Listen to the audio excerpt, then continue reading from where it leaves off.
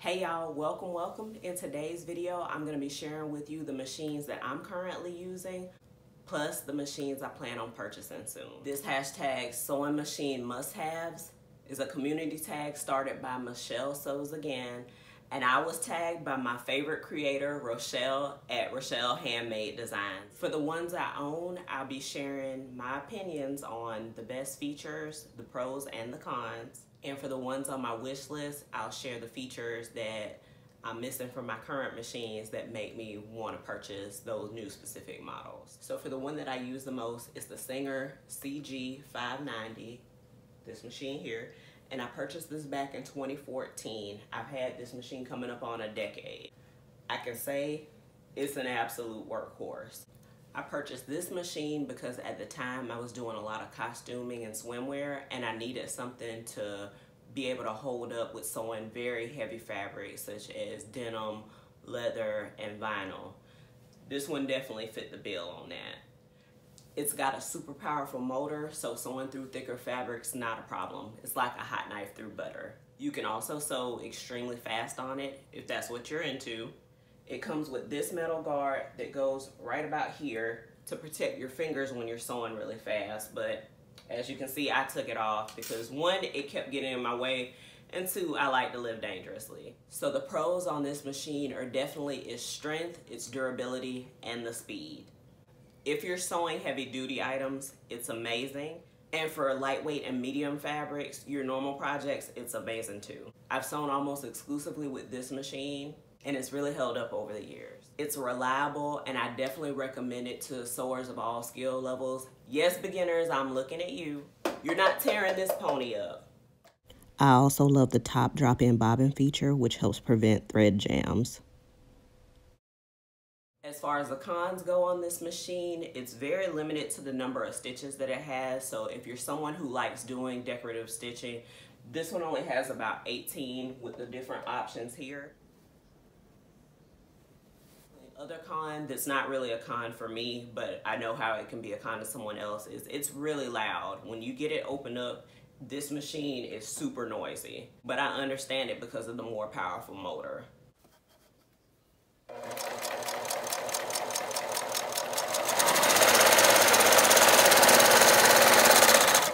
So fair warning, y'all, it's pretty loud. And this is my serger. I've had it for a little over a year. It's the S0230, the Making the Cut version. I got it because I needed a budget-friendly option, aka cheap, and it's blue, my favorite color. This machine has 2, 3, and 4 threading options. It's easy to use and it's super easy to thread. It even has a diagram on the inside that's like your little cheat sheet to help you. Each of the dials to guide the thread down is color-coded, and with that chart, that color coding corresponds with what loopers you need to put it through. I'll do a close-up so that way you can see the little chart, but it's numbered as well, so you know exactly which thread loop to put it through. This machine is really straightforward. It's inexpensive as far as a serger goes, but that doesn't mean it lacks on quality. For the amount of time that I've had it, I haven't had any issues with it. This one's pretty quiet. It gets the job done. I keep it threaded under the 4 threads, so I just use it primarily for finishing off my woven garments. And when I'm sewing t-shirts, cardigans, my bodysuits. It's a no-frill serger, but it gets the job done. No cons to report just yet on this one. Although I've had this one for the shortest amount of time, as far as the projects that I do, I use it every week, so it's held up pretty good. I highly recommend this serger because of the simplicity, and it's at a great price point. And for beginners, it's not intimidating at all, and so super simple to use.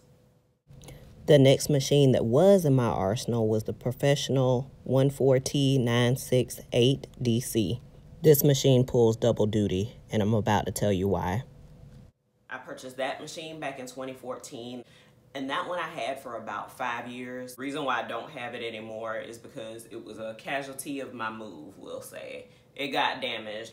My ultimate favorite feature of that machine is not only was it a serger, but you could also convert it into a 2 or 3 thread cover stitch. It came pre-threaded in the cover stitch, which was great, but that presented a little teensy bit of a problem because at the time when I purchased it, I wasn't quite used to threading a serger and I needed the serger option of it instead of the cover stitch. So I would say a con of that machine is that it is pretty time consuming to convert it from cover stitch to serger or serger to cover stitch. What I liked about the machine and what I like about all Singer machines is that they come pre-threaded. So with the sergers, it's easy to just tie the threads off on the cones that you'll be using and pull the threads through. And for the serge option, you could go up to 5 threads, and it has multiple stitch options, including roll hem. That one, the conversion could be a little bit intimidating, but the manual is super detailed and it really helped me out. Another con of this machine is it's not a huge machine, but it is pretty bulky, so that might be a problem if you have a smaller sewing space. Either for Christmas or my birthday, I plan on repurchasing that model. And it's a great value for that one because it's like having 2 machines in one. So more bang for your buck. I definitely recommend this machine if you're a more experienced sewist. And if you have a small business where you're working with a lot of knits and swimwear and you want that professional finish, this machine is an amazing option. It'll give your pieces a clean and professional look, and you have the versatility of having 2 machines in one. So win-win. And for a little bonus for the must-haves in my sewing space, it's not a machine, but I thought I would add this. I call this one of my must-have tools. It's the Steamcraft Plus iron. Now, this is a fantastic heavy-duty iron. This iron heats up super quickly and it presses out your fabric so smoothly. And if you're working with anything needing fusible interfacing, it sticks to the fabric like a dream. It's actually the best iron that I've owned. And the issue that I have currently with the iron is the steam button stuck. But I feel like that's more due to my user error because I am very, very heavy-handed.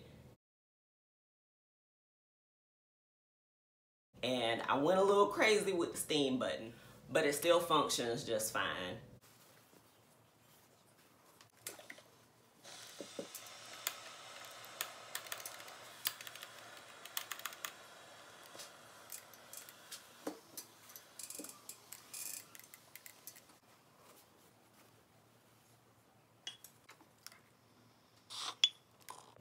And I wanted to add this into the video because So Lovely with Grace asked about my iron. So Grace, I hope this helps out. I would highly recommend it as well. Even with my little snafu with it, I haven't seen any other reviews saying that anyone else had any issues with the steam button sticking. So I feel like it's just me, could be just me. I have to stop Hulk smashing my equipment. And the 2 machines that I'm thinking about purchasing are the M3330 and Quantum Stylist 9960. Here's why. My youngest son's taking an interest in sewing and I want to purchase this one for him and also to have a backup machine. And from what I've researched, a really good option for beginners. And it has over 90 different stitch options, which is really cool, and it makes me a little jealous because mine only has the 18. And it comes with some really good accessories to get you started. About 4 different presser feet, seam ripper, a pack of needles, a pack of bobbins, you know, your basic little accessory kit. And it's fairly inexpensive, and for the features that you get, I think it's a really good value. And lastly on my wish list is the Quantum Stylist 9960. It's just more of a want with this one than a need. The features that entice me on this one, it's got over 1,100 different decorative stitch options. I want to use this one to add some more decorative stitches to my projects, hone those little fine details, and even sort of dabble in the embroidery. It has 13 different buttonhole options and a one-touch step buttonhole feature. That feature alone makes me want to run out and get this machine now, but again, I'm gonna wait till Christmas to purchase this one. My machine now, it's a 4-step buttonhole process, which adds to my frustration when it comes down to sewing buttons. You have to crank the dial sew, crank the dial sew, you get it. So it's a little tedious. It's not the end of the world, but I would like to have the ease of the one-step buttonhole and just let the machine do the work. So I think that would be nice. And it also has a top and bottom thread cutter, which would definitely help save some time. The only drawback to this one is that it's fully computerized, so if anything were to go wrong with the machine, there's no way that I could figure it out on my own, so I would have to end up getting it serviced, and I wouldn't even want to attempt to try to fix it because I would probably break it. But I'm still going to take the chance, and once I get over the learning curve of using it, I feel like it would make my projects go a lot smoother. I want to say thank you to Michelle at Michelle Sews again for creating this tag, and I also want to give a big shout out and a big thank you to Rochelle at Rochelle Handmade Designs for tagging me. I hope you found this video helpful, and I'd like to know, what machine are you using right now and what are some of your favorite features? And if your current machine doesn't have the features that you want, what are the features that you don't have now that you wish you had or want in your next machine? And if you have any questions about my machines that I didn't cover, feel free to drop those questions down in the comments below as well. Thank you so much for watching. I really appreciate you coming back and joining me today. And if you made it this far in the video, consider subscribing.